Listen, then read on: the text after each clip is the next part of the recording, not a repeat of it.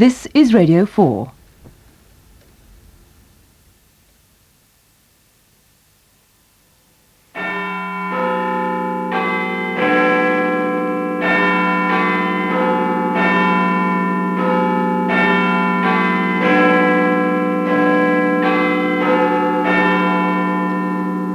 BBC News at midnight. This is Alison Roper.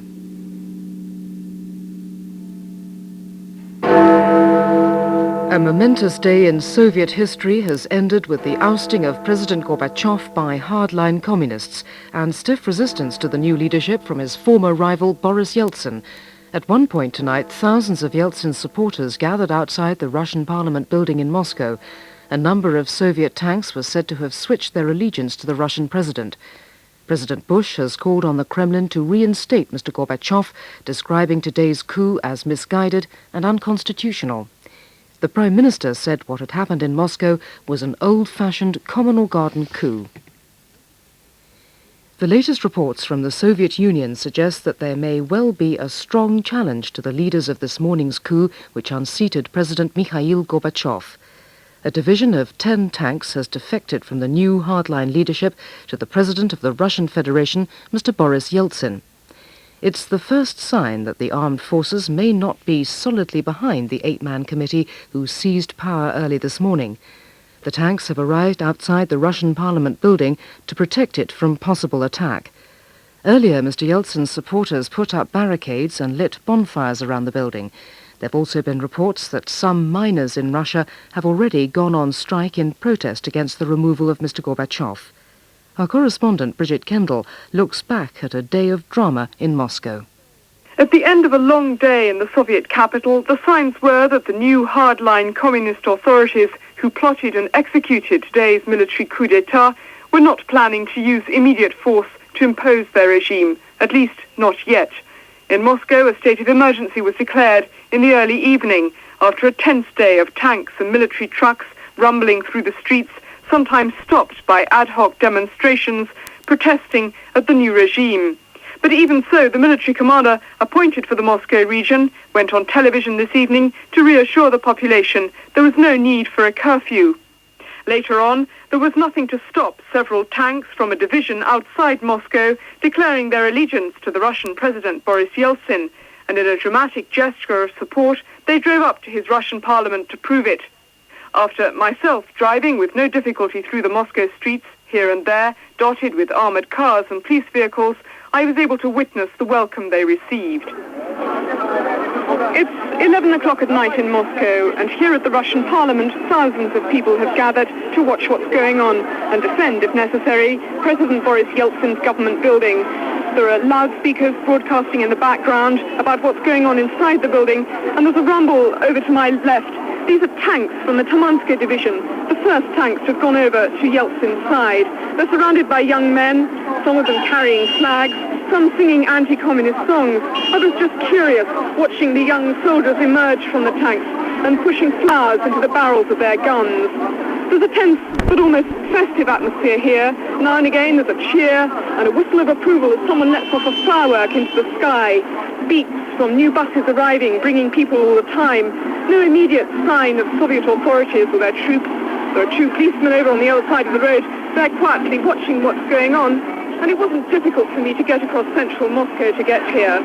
There's also been a state of emergency declared in Leningrad, but as in Moscow, thousands disregarded a declaration handing over power to a military commander. The crowds gathered instead outside the Leningrad City Council to listen to their mayor, Anatoly Sobchak. He, like President Yeltsin in Moscow, has categorically rejected the new Kremlin regime as unconstitutional and called on people to resist with strikes and demonstrations. Governments in the 3 Baltic republics have also been quick to resist the new National Emergency Committee's attempt to crack down. Troops were reported to be guarding main roads and bridges in both the Lithuanian and Latvian capitals. In both republics, radio and television stations were surrounded and programs taken off the air. The Vilnius telephone exchange has reportedly been taken over by troops for the second time this summer. And in the Latvian capital Riga, the local military and communist hardliners who led an unsuccessful coup attempt in January have once again announced they're ready to head a National Salvation Committee and declare a state of emergency. and tonight there's already been a report of shooting. But with the exception of Moldova on the Romanian border, the reaction from other Soviet republics has been cautious and deliberately muted. At his first news conference to the world's press here in Moscow, Vice President Yanayev said he'd been in touch with Republican leaders in all 9 republics that have declared they want to stay in the Union. And the response from leaders everywhere, in the Ukraine, Kazakhstan, Kyrgyzia, even usually defiant Georgia and Armenia, has been a careful support for constitutional order, an appeal to the local population to stay calm, in what appears to be a nervous bid to try to keep the impact of this coup d'etat limited to Russia. So all eyes now are on Boris Yeltsin in Moscow and the response of the citizens across his Russian Federation to his appeal for a general strike and his demand that the still silent President Gorbachev should be allowed to address the nation on television. City councils have sanctioned meetings tomorrow in both Moscow and Leningrad. Strike leaders representing Siberian miners say some have already walked out and others are likely to follow. There are also reports of industrial walkouts in both Leningrad and cities in the Ural Mountains. But with television and radio in the hands of the Kremlin hardliners and only a handful of communist conservative newspapers allowed to publish in Moscow tomorrow, it's going to remain difficult for the Russian president to get his message across to a population scattered across thousands of miles of the huge Russian Federation. Another of our correspondents in Moscow, Tim Hewell, has spent the day in the Russian Parliament building. The crowds are now thinning out, but, as he reports, the Russian leader, Mr. Yeltsin, is hopeful that there could be more defections to his camp from the armed forces. Mr. Yeltsin's officials believe that the army is deeply split and that more and more units will follow the example of the Taman division and come out against the coup. To encourage that, both Mr. Yeltsin himself and his vice president, Alexander Rutskoy, a hero of the Afghan war, have issued special appeals to servicemen not to obey their commanders, and groups of Russian deputies have gone out onto the streets to tribute the appeal to soldiers. But so far, the general appeal to all citizens to come and defend the parliament hasn't met with great success. There are at most a couple of thousand people manning the makeshift barricades around the building. Here inside, the atmosphere remains tense, with most deputies and government officials, including Mr. Yeltsin, planning to work all night. Regular announcements on the internal radio system, which is also broadcast on loudspeakers to the streets outside, warns an attack could come at any time. Blinds have been pulled down over windows and lights dimmed on several sides of the Parliament House, following reports from Mr. Yeltsin's security service that snipers are based on the roofs of surrounding buildings. There's also been an instruction over the loudspeakers for people to keep their faces covered in case of a gas attack, and outside the main entrance, several ambulances are standing by. The first news of the day's dramatic events came in the early hours of the morning. At just after 4:30, the Soviet news agency TASS reported that President Gorbachev had been replaced by his deputy, Mr. Gennady Yanayev. Soon after, a second announcement said a state of emergency was being introduced and the country would be run by a committee led by Mr. Yanayev and other senior Kremlin hardliners. All political parties were suspended and strikes and demonstrations banned. This is how Moscow Radio announced how the committee would work. The State Emergency Committee has instructed all bodies of power and administration in the center and locally to see to it that the state of emergency is strictly observed. In the event of inability to do so, the powers of appropriate bodies of government and management are suspended, and their functions are delegated to the persons specially authorized by the committee. The new regime moved quickly to assert its authority. Independent television and radio stations were shut down, and hundreds of military vehicles began patrolling the streets of Moscow. Soon the Kremlin and the Russian Parliament building were surrounded. Steve Hurst, a journalist with the American television network CNN, described the scene on the streets around Red Square. See some tanks now moving across Kutuzovsky Prospect to the left, down towards the river. It looks like, to me, as if the military is trying to seal off the center of the city against any sort of political opposition, any sort of demonstrations. Despite the show of strength by the new leadership, there were signs of growing opposition to the coup. Crowds gathered outside the Soviet parliament shouting, "Down with fascism! Down with fascism!"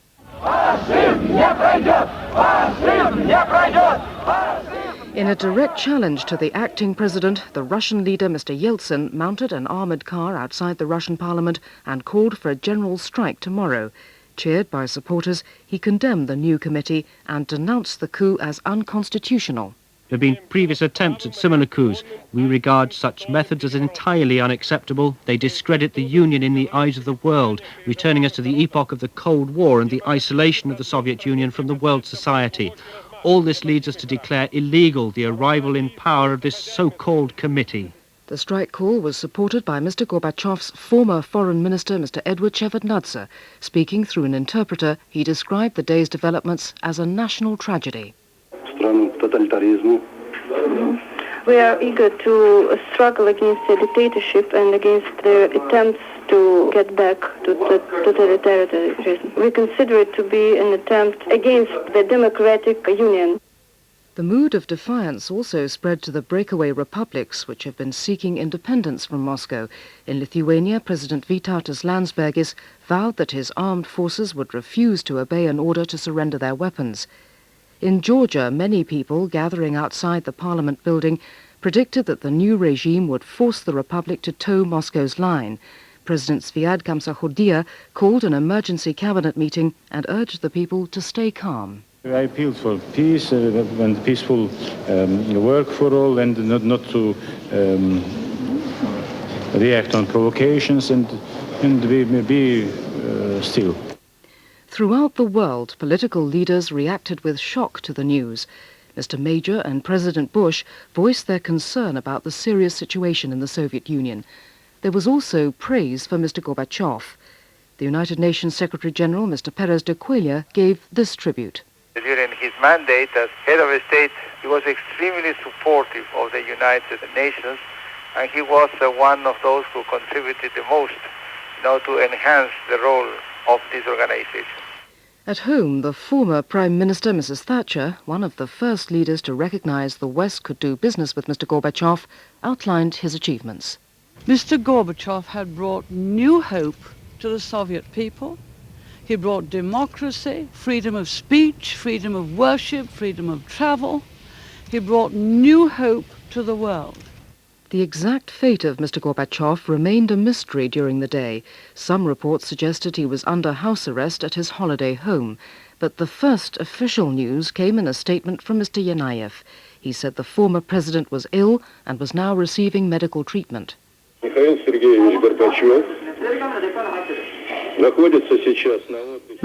Sergeyevich Gorbachev is currently resting in the Crimea. Certainly this year he has got very tired, and some time is needed for him to recuperate. But we hope Mikhail Sergeyevich will get better and return to take up his duties again. President Bush has called on the new Soviet leadership to restore Mr. Gorbachev to power. He said the coup was an illegitimate and misguided effort to bypass Soviet law and the will of the Soviet people.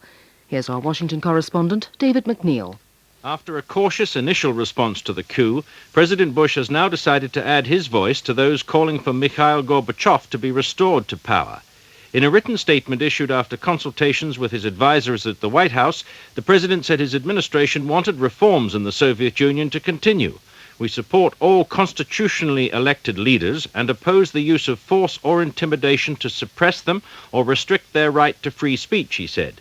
This misguided effort bypasses both Soviet law and the will of the Soviet people.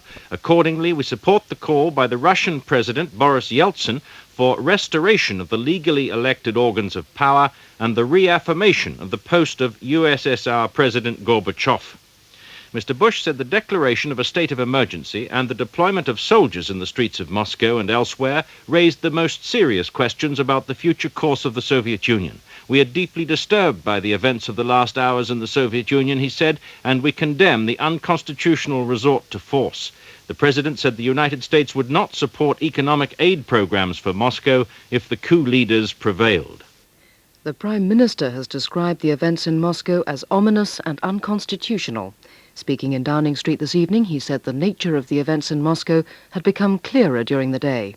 What we've actually seen in the Soviet Union is a straightforward, common or garden, old-fashioned coup. That is actually what has happened there. I've had 2 conversations today with President Bush and a number of conversations with European leaders in both East and West Europe. I think it's very important we coordinate our position, very important that we pool our information over the days and weeks ahead. Mr. Major said the Foreign Secretary, Mr. Douglas Hurd, would be seeking a freeze in European community aid to the Soviet Union at tomorrow's meeting of EC foreign ministers in The Hague. Mr. Major was also keen for the community to signal its support for Eastern European countries such as Poland, Hungary and Czechoslovakia. He said he hoped the Soviet ambassador in London was right when he indicated that the process of reform in the Soviet Union would continue. We have supported reform in the Soviet Union for many years in the past. We hope we're going to see reform. The future prosperity of the Soviet Union depends upon there being reform. It's in their interest to have reform. It's in the West's interest to see reform.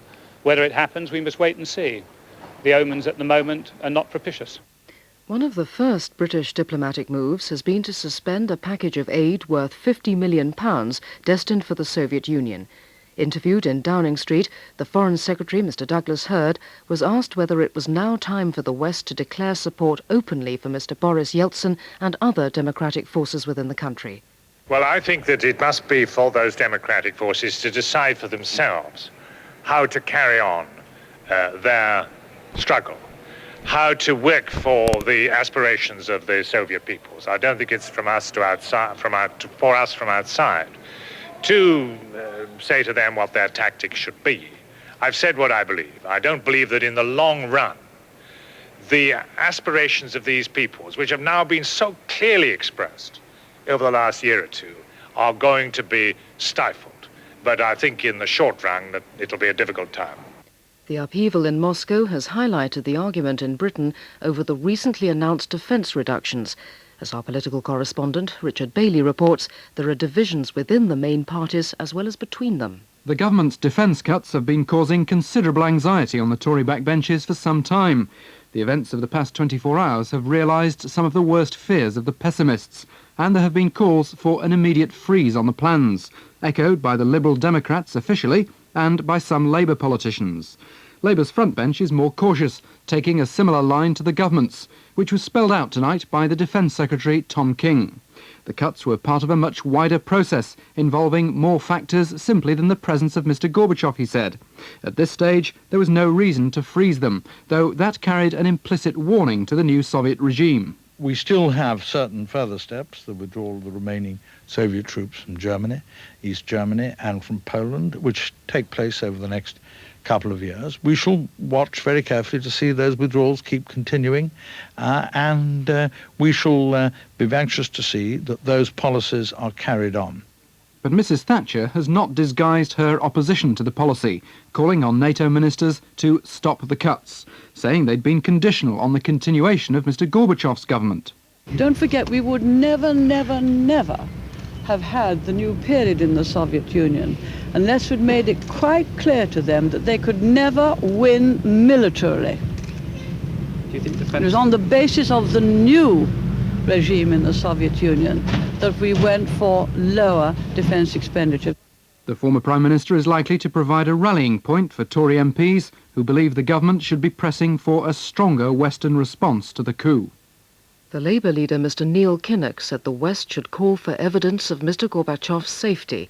He said East-West relations depended very much on whether the new regime would continue to implement the process of reform.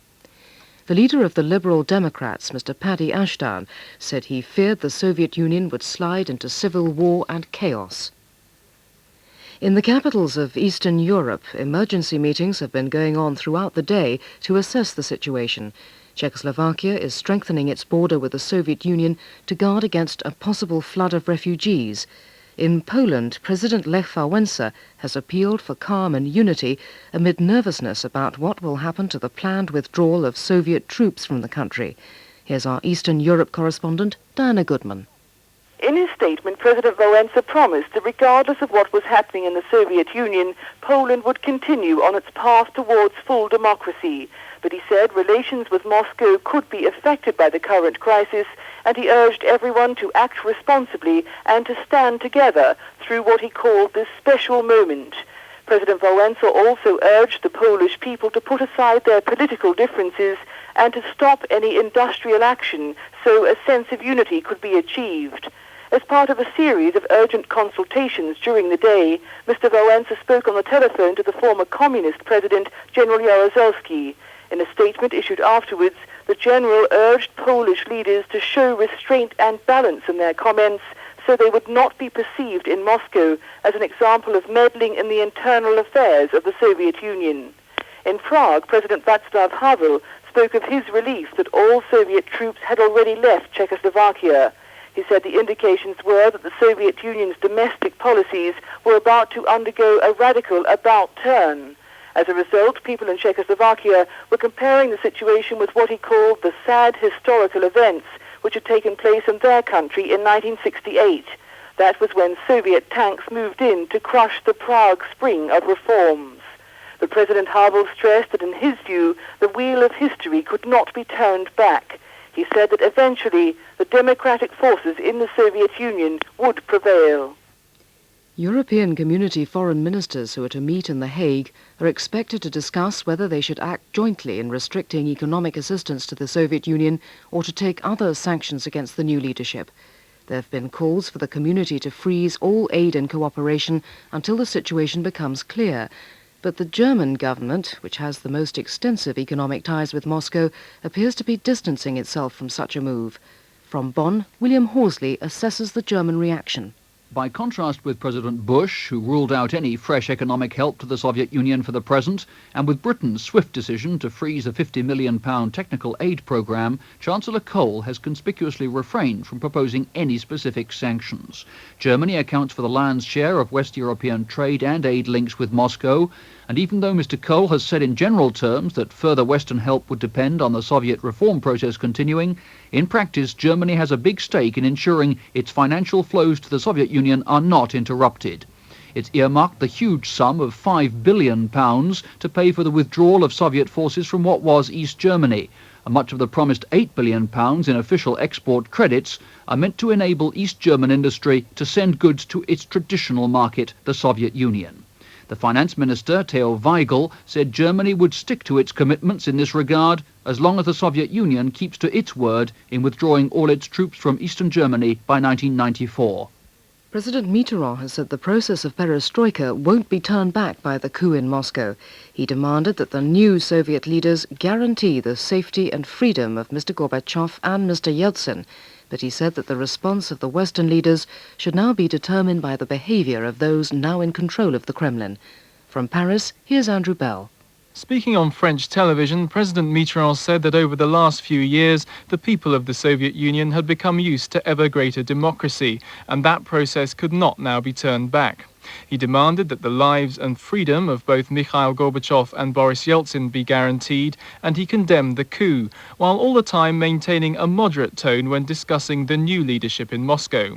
He said it was premature to talk of sanctions, and that the West should wait and see if the new Soviet leadership would continue with internal reforms and respect existing international agreements.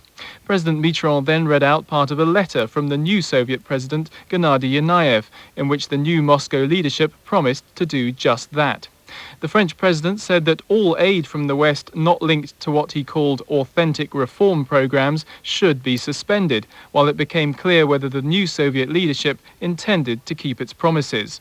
In the case of some violent repression being ordered, similar to that which took place in China in 1989, he said that the world should react with severity.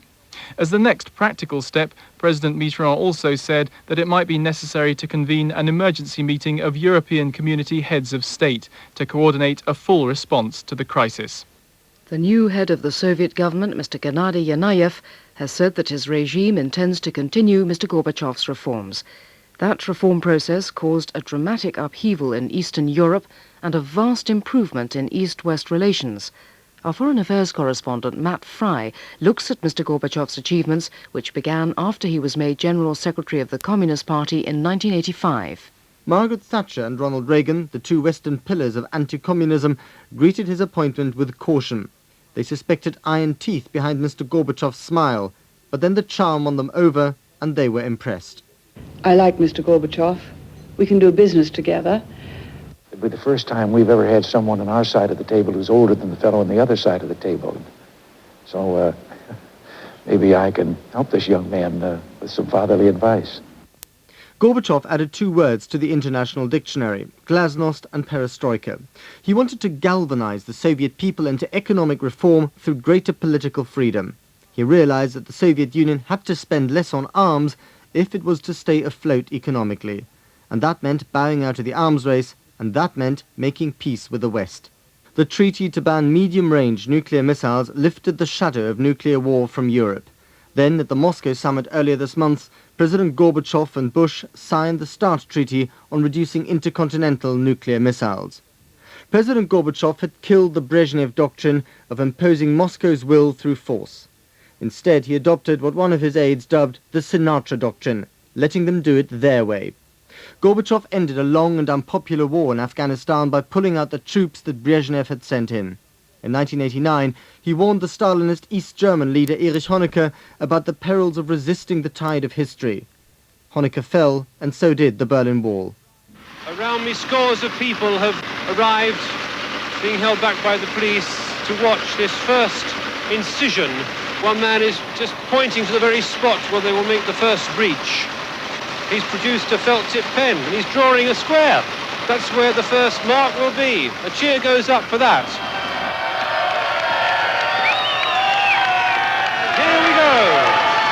The digger has gone on to the top of the Berlin Wall and literally munched off the top of it.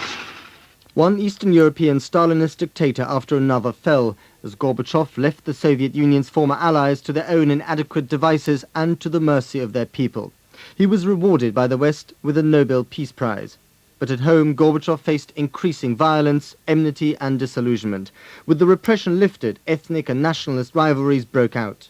Other republics, like the Baltics and Georgia, wanted to shake off the Soviet yoke. President Gorbachev wouldn't let them. Gorbachev, always the statesman-magician, has perhaps become a victim of his own juggling skills. For the hardliners, he'd gone too far. For the radicals, not far enough. And the majority of ordinary Soviet citizens disliked him for not delivering the goods. Mikhail Gorbachev changed the world, but he couldn't put food in Soviet shops.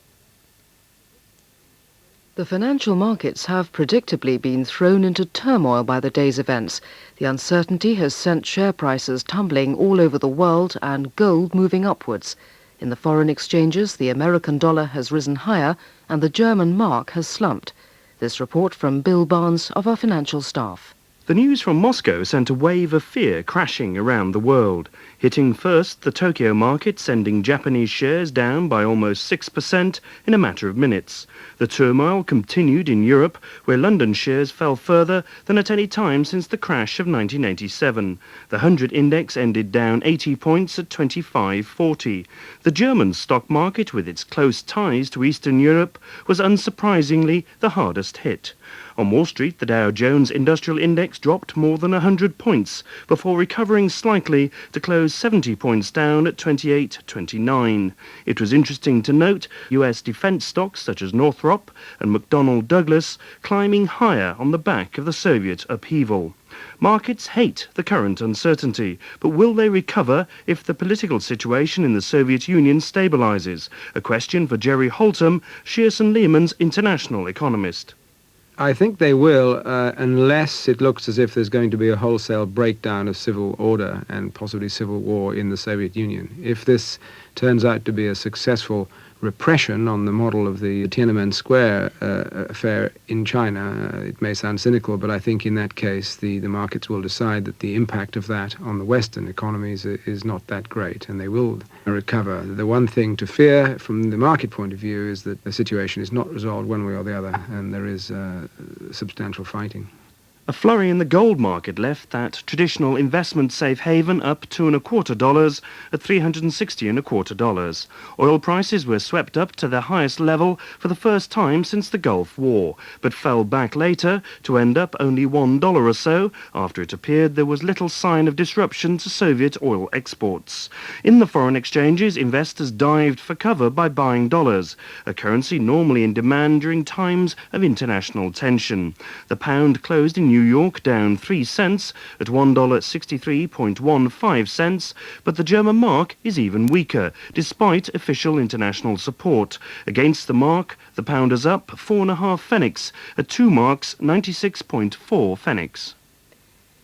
Religious leaders in Britain have been expressing concern about the developments in the Soviet Union. The head of the Russian Orthodox Church here, Metropolitan Antony, urged that no Western government should regard the new Soviet administration as legitimate. The Archbishop of Canterbury, Dr. George Carey, said he hoped the Soviet Union would not return to the days of oppression. Here's our religious affairs correspondent, Mike Wooldridge. Metropolitan Antony said tonight he feared a return to classical, oppressive communism, with people becoming afraid to speak out and communicate with one another once again, and the new freedoms in religion being taken away. He wanted all Western nations to take the stand that the removal of President Gorbachev was unconstitutional and to hold back on economic aid. There are millions of people now whose hopes are shaken and can be crushed. And if they are crushed now, it will take a very long time for them to be revived, and it will take a very long time for people to become capable of trusting again a reformer. I think that Gorbachev was not trusted enough, and people did not do all they could to support him because they were not sure that it was not a trap. The Archbishop of Canterbury, in a statement issued from Lambeth Palace, spoke of the political freedom that had been developing under Mr. Gorbachev, and also the reopening of churches and the baptism of thousands of Christians. It's my fervent hope and prayer, he said, that there will not be a resurgence of oppression. Cardinal Basil Hume said he'd met many young people from the Soviet Union at an international gathering at a Polish shrine last week, and it was clear they wanted to join in the building of a new Europe. They didn't want suppression of truth and freedom. The Yugoslav Federal Presidency is meeting in an emergency session to discuss the situation in the Soviet Union and its impact on the crisis in Yugoslavia.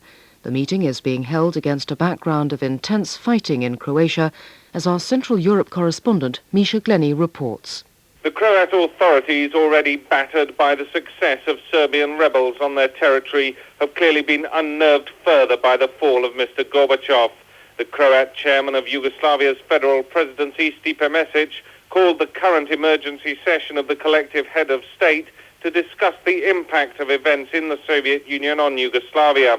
Croatia claims that the army has already overstepped its role by offering help to Serbian rebels who are now chewing up Croatian territory. Serbia says the army is keeping the Croatian militia and Serb rebels apart. A fierce battle is still raging in the town of Pakrac in central Croatia after over 15 hours of fighting. A policeman contacted in Pakrac said that since the arrival of Croat National Guard reinforcements, the Croatian militia are holding their positions. He added that if Pakrac falls, Croatia's entire defences in the western Slavonian region will collapse. Further clashes are reported throughout Croatia, and against this background of chaos, the federal presidency, together with the elected Republican presidents, will hold a mammoth meeting in a few hours' time at which they are scheduled to discuss political solutions to the Yugoslav crisis. No commentator here has evinced the slightest optimism that they will be successful. The early editions of the morning papers gives blanket coverage to the dramatic events in the Soviet Union. Many give prominence to Mr. Boris Yeltsin's firm stand against the coup. The Independent says the so-called White House, where Mr. Yeltsin stood on a tank to defy the takeover, has become a symbol of resistance to the red brick Kremlin across the city. The paper says that while the situation is uncertain, the battle for democracy is not yet lost. Everything will depend on who controls the army. According to the Daily Telegraph, Mr. Yeltsin is the sole obstacle preventing a complete takeover by the State of Emergency Committee. The Times says the Russian leader is now locked in what it describes as a trial of strength with the hardliners. As Russia plunges once again into one of its age-old agonies, the outside world must watch and wait, but wait on guard. Many papers carry the vivid image of a protester in Moscow dragging a soldier out of his armoured vehicle. The Daily Mirror says his act of defiance symbolized the outrage of millions around the world at what it called the stunning coup by the Kremlin Old Guard. Other news now. The mother of one of the two men who've sought refuge in a cathedral in Northern Ireland has called on the IRA to lift its threat against them. David Madigan and Liam Kearns say they won't leave the church in Newry, County Down, until they think it's safe to do so. They've already spent 2 nights in the cathedral. A support group has been founded to back the men. The IRA says they've been involved in criminal activities and has warned them to leave Newry or face what it calls military action. From Belfast, here's Gary Duffy. Despite the repeated pleas of leading churchmen and politicians, there's no sign that the IRA is prepared to lift the threat against the two men. The pair have now spent 2 nights in the relative safety of the cathedral, and their families say they will stay until they can leave without fear of attack. The MP for the area, Mr Seamus Mallon of the nationalist SDLP, has described the IRA warning as appalling and issued this challenge to the Sinn Féin president, Gerry Adams. Well, I think the logjam should be broken, and broken immediately by the IRA leadership. And I think Gerry Adams should make it clear to his organisation that this type of thing is quite unacceptable within Northern Ireland, and that those death threats should be removed. Although the two men have won only limited sympathy in the town of Newry, a new group was set up today to campaign on their behalf. The hostage support group is made up of people from both north and south of the Irish border, some of them associated with earlier campaigns against violence. And David Madigan's mother Sheila today called directly on the IRA to lift the threat, which she said should never have been issued. Speaking on behalf of David and Liam Kearns, intend to stay in the church till the IRA do lift their threat. The 2 boys are innocent. Who are the IRA to put any child out of their town? It's not up to the IRA to put the children out of the town. My belief is it's a court of law. Mrs Madigan said her son was prepared to stay for years in the cathedral if that was required, and the indications are that this battle of wills is far from over. Mrs Peggy Say, the sister of one of the American hostages still in Lebanon, Terry Anderson, has been speaking publicly for the first time since a meeting with John McCarthy. The two talked for nearly 4 hours last night at an undisclosed location. Mrs Say told journalists in London that she'd been greatly encouraged by the news John McCarthy was able to bring of her brother, who's been in captivity longer than any of the other Western hostages. As John and I discussed, the story here is not the years or the chains or the blindfolds or any of those things. The story is the amazing capacity of these men to endure what they've endured and still maintain a sense of humor, dignity, faith, and strength. And John said, although he in no way is grateful for his last year of captivity, he is very glad to have had that time to spend with Terry Anderson. And they became very, very close and were strength for one another. Western businessmen in Turkey have been warned to take more care after the killing of a British office manager in Istanbul during the day. Mr Andrew Blake from Essex was shot dead in the local office of the insurance company, Commercial Union, where he worked. 2 groups have said they were behind the shooting, but the authorities believe it was the work of left-wing terrorists. Police have launched a nationwide search for a child molester who's disappeared from a Birmingham clinic for sex offenders. The man, Ronald Spencer, who was being assessed for specialist treatment, left without permission on Saturday. An intensive search in the West Midlands has so far failed to trace him. Detectives have given a warning that he could be a danger to young children. From Birmingham, here's our Midlands correspondent, Bob Sinkinson. Ronald Spencer has spent the last 7 years in mental institutions after being convicted of sex offences against young children. He was being held at the Ashworth Secure Hospital on Merseyside, but was transferred to the Gracewell Clinic in Birmingham 3 weeks ago for specialist assessment. That clinic is not a secure establishment, but Spencer was assessed as a suitable candidate for treatment there following a mental health review tribunal last October. It's thought he left the Birmingham clinic shortly after midnight on Saturday. Over the weekend, police searched derelict buildings in the Birmingham area, but today the search widened to other parts of the country, and police in Lancashire and Essex have visited the homes of Spencer's relatives and friends. Meanwhile, the man coordinating the search, Acting Chief Superintendent Norman Langford, said people should be aware that Spencer posed a potential threat to young children. He had this advice for parents.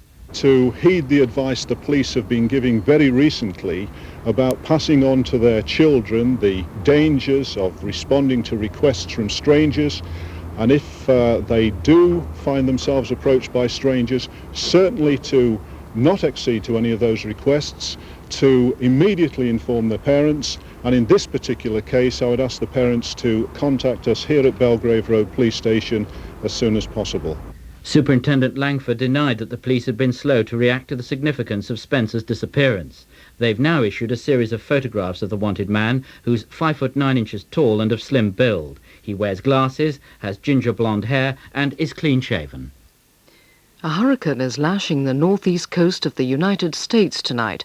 Hurricane Bob, which is gusting at almost 140 miles an hour in places, has hit some of America's most popular holiday resorts, forcing thousands of tourists and residents to flee low-lying areas. Jan Ziff reports from the state of Maine. Hurricane Bob has already left a trail of downed trees, electrical power failures and broken windows in the 24 hours it's been battering the eastern seaboard of the United States. Residents and holidaymakers in some of America's most prestigious resorts, from Cape Cod in Massachusetts to the east coast of Maine, were ordered to evacuate to centers further inland. Huge traffic jams clogged the main coastal routes near New York and Boston, and in the state of Rhode Island, which declared a state of emergency, the roads were closed to all but emergency vehicles. In Maine, Governor John McKernan also declared a state of emergency and closed the state down. In Connecticut, the United States Navy submarine fleet at Groton has been sent out to sea to ride out the storm under the waves. Nuclear plants throughout the region have been shut down, and bridges connecting the outlying islands have been closed. Here in the small tourist town of Camden, popular with British holidaymakers as well as Americans, the famous tall-masted schooners have been moored to anchors deep in the harbour. Yachts and other small boats have been hauled ashore as the winds, which are howling round this house like some strange wounded creature, pound ashore at about 75 miles an hour, lashing buildings and trees. Late in the day, shops began to run out of staples like batteries, torches, milk and bread. Meteorologists say the storm, which is moving fast, will leave the region overnight. Local officials have warned people to stay inside and be prepared for what's expected to be a long and rather scary time. The licence for Britain's first national commercial radio station has been re-awarded after the highest bidder, First National Radio, failed to meet the deadline for raising the necessary finance. It's now gone to Classic FM, a group promising a service of popular classical music, who put in the second highest bid of £670,000 a year. Here's our media correspondent, Torrin Douglas.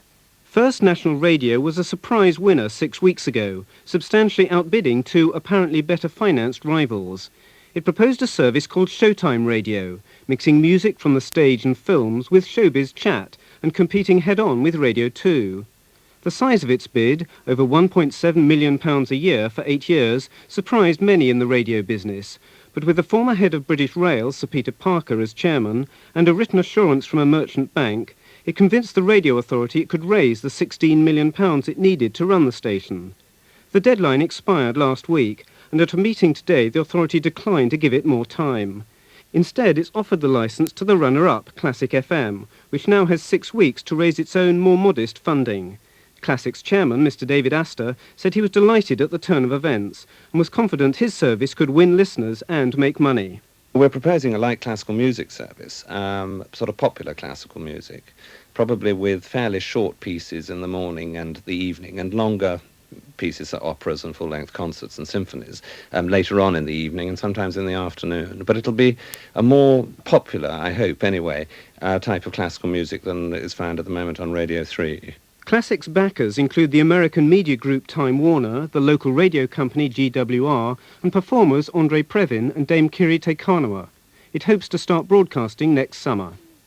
The England footballer Paul Gascoigne has been charged with assaulting 2 men in a brawl outside a restaurant in Newcastle upon Tyne in July. A police spokesman said Gascoigne, who plays for Tottenham Hotspur, would appear before magistrates in Newcastle on September the 9th to face 2 charges of causing actual bodily harm. The player is due to be transferred by his club to the Italian team Lazio next summer. He's unable to play at the moment because of a serious knee injury. The main news again. The Russian leader Boris Yeltsin has called on the Soviet people to resist the Kremlin hardliners who've ousted President Gorbachev from power. Earlier this evening, thousands of Yeltsin supporters rallied outside the Russian Parliament building in Moscow in protest at Mr. Gorbachev's removal. A division of tanks defected from the new leadership to protect the building from possible attack. There are reports tonight that some Soviet miners have already gone on strike in support of Mr. Yeltsin's call for nationwide industrial action. President Bush has issued a statement calling for Mr. Gorbachev to be restored to power.